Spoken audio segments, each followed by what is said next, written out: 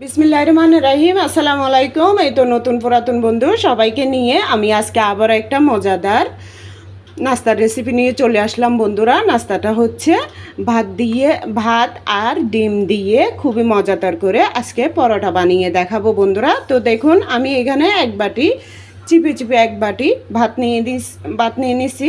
এটা হচ্ছে সিদ্ধ চালের ভাত। তো বন্ধুরা এগুলো আমি দিয়ে দেবো। তো বন্ধুরা আপনারা স্কিপ করে যাবেন না প্লিজ, আপনারা কষ্ট হলেও ভিডিওটা দেখুন আমি কিভাবে এই যে ভাত দিয়ে আর হাঁসের ডিম দিয়ে খুবই মজাদার করে আমি রেসিপিটা করব। দেখুন এই তো তিনটা হাঁসের ডিম, এই তিনটা হাঁসের ডিম আমি দিয়ে দেব ভেঙে। তো এই তো একটা দিয়ে দিলাম। তো বন্ধুরা এখন দ্বিতীয়টা দিয়ে দিচ্ছি। হাঁসের ডিমের খোসাটা খুবই শক্ত, তাড়াহুড়ো করতে গেলে একটু সমস্যা হয়ে যায়। এই তো তিনটা ডিম দিয়ে দিলাম বন্ধুরা। তো বন্ধুরা যে বাড়িতে আমি ভাত দিয়েছি ওই বাড়ি দিয়েই আমি এক বাড়ি তরল দুধ দিয়ে দিলাম গরুর। তো স্বাদ অনুযায়ী লবণ দিয়ে দিলাম।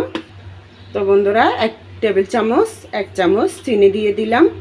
তো বন্ধুরা ভাত, ডিম, দুধ, লবণ আর চিনি দেওয়ার পরে আমি এগুলো ব্লেন্ডার করে নেব।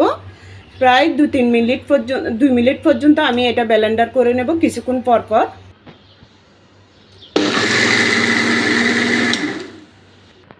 তো বন্ধুরা দেখুন আমি এভাবে 1 মিনিট পর্যন্ত করে নিলাম। জাস্ট কালারটাই দেখুন, এখানে কিন্তু মোবাইলে তেমন বোঝা যাচ্ছে না, কালারটা একদম বাদামি কালার, মানে হালকা ঘিয়ে কালার লাগতেছে।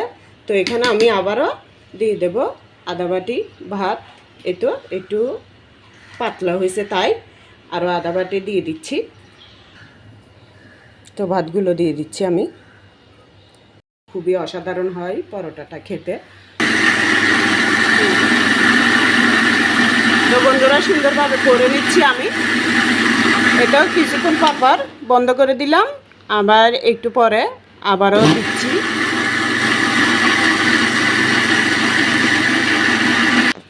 তো বন্ধুরা দেখুন হয়ে গেছে, আমি যেরকম চাইছি সেরকমই হয়েছে বন্ধুরা। যে দেখুন আপনারা এই দেখে বলুন কত সুন্দর হয়েছে, মাশাআল্লাহ। দেখুন ঘন হয়ে গেছে। তো এখন এটার মধ্যে চলুন আমি আরও কী দিই ওগুলো দেখাই, আপনাদের সাথে শেয়ার করি। খুবই সুন্দর হয়ে গেল। তো বন্ধুরা এখন আমি একটা বাটির মধ্যে ঢেলে নিচ্ছি।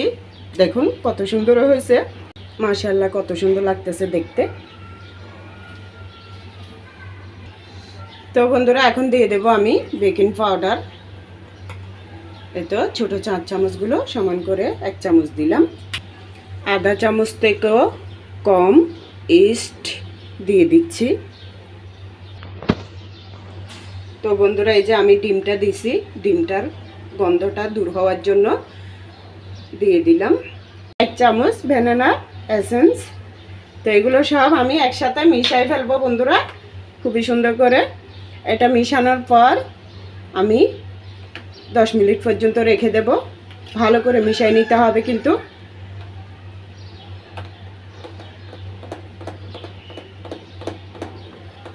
এটা খুব সুন্দর করে মিশাইতে হবে, আমি আবারও বলতেছি।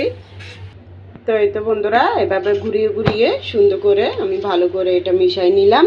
তো আমি কিন্তু এখানে আবারও একটু তরল দুধটা দিয়ে দিচ্ছি। তো এটা কিন্তু 3 ভাগ করলে 1 ভাগটাই দিলাম, মানে 1 বাটির থেকে 3 ভাগের 1 ভাগ দিলাম। তো এটা একটু বেশি ঘন লাগতেছে তাই আবার একটু দুধটা দিয়ে দিলাম। এটা আবার ভালো করে মিশাই নেব। বসাই দিলাম। বসানোর পর একটা সুতির টানার মধ্যে আমি একটু সয়াবিন তেল লাগাই নিছি, নিয়ে এটা ভালো করে এখানে একটু তেলটা লাগাই নিচ্ছি।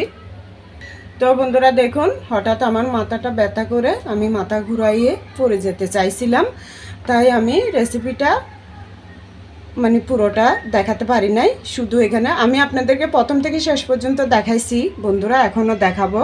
তো এখানে শুধু একটা মিস্টেক হয়ে গেছে, এটা হচ্ছে আমি আটা দিছি এখানে। এই তো এই চামচে 2 চামচ আমি এখানে আটা মিক্স করছি বন্ধুরা। তো হঠাৎ আমার শরীরটা অসুস্থ হয়ে যাওয়ার কারণে আমি আপনাদেরকে দেখাতে পারি নাই। সেই জন্য আমি খুবই দুঃখিত। তো বন্ধুরা, এখন তেলটা দেওয়ার পর আমি সুন্দর করে এটাকে জাস্ট চতুর্দিকে শুধু মিলাই দেব এভাবে করে। এভাবে আস্তে আস্তে করে দিতে হবে বন্ধুরা। হঠাৎ যা প্রচণ্ড গরম পড়তেছে বন্ধুরা, আরও ছাদের ঘরে আমরা থাকি, মানে আমাদের চারতলার পরে আর কোনো ঘর নাই, খুবই কষ্ট হয় বন্ধুরা। এইভাবে কিন্তু রান্না করতে পুরো মনে হচ্ছে যেন চতুর্দিকে আগুন পড়তেছে, এরকম হঠাৎ মাথাটা ঘুরাই উঠলো। এই জন্য আমি আপনাদেরকে আটা দিয়াতে দেখাতে পারলাম না, তাই মুখে বলে দিলাম। তো বন্ধুরা, এইভাবে দেওয়ার পরে আমি 2-2.5 মিনিট পর্যন্ত সুন্দর করে করে নিলাম। দেখুন জাস্ট দেওয়ার সাথে সাথে এটা উঠে যাচ্ছে। তো বন্ধুরা, আপনারা চাইলে আরেকটু পাতলা করে দিতে পারেন, যেহেতু আমার থেকে খারাপ লাগতেছে তাই আমি এটা একটু মোটা করে করে করে ফেলতেছি বন্ধুরা। তো বন্ধুরা, আবার একটু ডেকে দিলাম, এই ধরেন 30 সেকেন্ডের মতো। তো দেখুন বন্ধুরা, এভাবে আমি ভালো করে এটা দুনো পিট করে নিলাম। দেখুন কত সুন্দর লাগতেছে। এই পাশে কিন্তু একটু হালকা হবে, আর প্রথম পাশটা দেখুন জাস্ট অসাধারণ, খুবই ভালো হয়। এটা কিন্তু খুবই সফট, কেননা আমি তো 3টাই ডিম দিলাম, সেই সাথে বেকিং পাউডার ইস্ট দিলাম এই জন্য। তো বন্ধুরা, আমার এটা হয়ে গেছে, দেখুন দুনো পাশে দেখাচ্ছি আমি। তো এইভাবে আমি বন্ধুরা সবগুলো করে নিই। শরীরটা তেমন ভালো লাগতেছে না, এখানে দাঁড়াতে আমার কষ্ট হয়ে যাচ্ছে। তো বন্ধুরা দেখুন, এই তো আমার পরোটা বানানোটা হয়ে গেছে বন্ধুরা।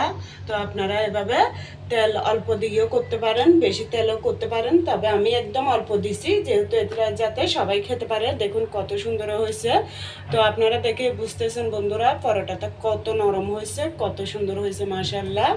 এই তো দেখুন একদম সফট নরম।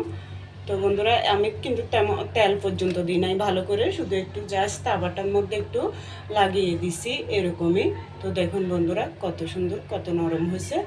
তো বন্ধুরা, আপনাদের ভালো লাগলে এভাবে আপনারাও করে দেখবেন, খুবই সুন্দর হবে। দেখুন এক একটা পরোটা এক পাশে খুবই কালারটা খুবই সুন্দর মাশাআল্লাহ, প্রত্যেকটা পরোটার এরকম হয়েছে। আবার দেখুন, আবার উপরেই দেখুন, উপরে প্রত্যেকটা পরোটা কত সুন্দর। আমি যে ধরতেছি তাতেই আপনারা নিশ্চয়ই বুঝতেছেন পরোটাটা কত নরম, কত সফট হয়েছে বন্ধুরা। দেখুন কত সুন্দর হয়েছে। তো বন্ধুরা, আমি আপনাদের কাছে আবার দুঃখিত, মানে এই কথাটা বলার কারণ হচ্ছে এই যে আমি আপনাদেরকে আটা দিয়াতে দেখাতে পারলাম না, শুধু জাস্ট আমি আপনাদেরকে বলে দিছি কতটুকু দিছি, অতটুকু আপনারা দিবেন যদি আমার এই রেসিপিগুলো ভালো লাগে তাহলে। তো বন্ধুরা, আজকের এই পরোটা বানানোর রেসিপিটা আপনাদের কেমন লাগছে, যদি ভালো লাগে লাইক কমেন্ট শেয়ার করে দিয়েন। আর যদি আপনাদের উপকারে আসে বা আমার এই রেসিপিগুলো একটু হলেও ভালো লাগে, তাহলে নতুন বন্ধু হয়ে আমার পাশে থাকবেন। আমি ইনশাল্লাহ যাতে আপনাদের পাশে থাকতে পারি। সবাই ভালো থাকবেন। আল্লাহ হাফেজ। আসসালামু আলাইকুম।